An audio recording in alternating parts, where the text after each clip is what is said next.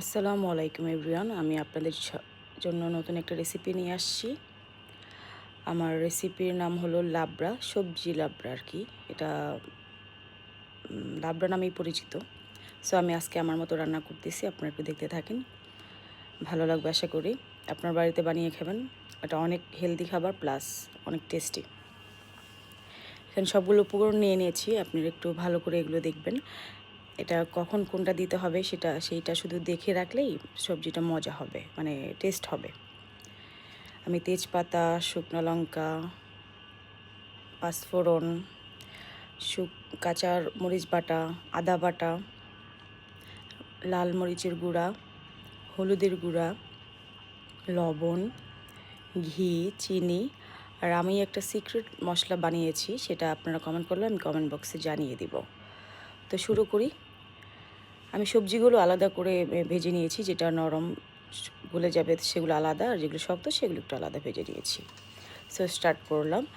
এখানে শুকনো লঙ্কা, তেজপাতা, পাঁচফোড়ন আগে ভেজে নেব, তারপরে কাঁচামরিচ বাটা, আদা বাটা দিয়ে দিব। এগুলো ভাজা হয়ে গেলে হলুদের গুঁড়া, মরিচের গুঁড়া, লবণ এগুলো একটু ভেজে নেব, যেন আদার বাটার ফ্লেভারটা না থাকে, এমনভাবে ভেজে নিতে হবে। তারপর আমি সবজিগুলো আস্তে আস্তে দিয়ে দেবে একটার পর একটা। সবজিগুলো মোটামুটি সিদ্ধ করাই আছে, হাফ সিদ্ধ করা আছে আর হাফ সিদ্ধ হবে। সো সবজিগুলো হয়ে গেলে আমি একটু পানি দিয়ে এটাকে সিদ্ধ করতে থাকবো।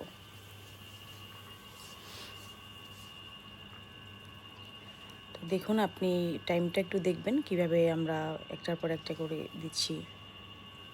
এই টাইমটা দেখলেই, আর মশলাগুলো কোনটার পরও কোনটা দেওয়া হচ্ছে সেটা যদি একটু মাথায় থাকে তাহলে মনে করেন সবজির টেস্টটা একদম পারফেক্ট আসবে।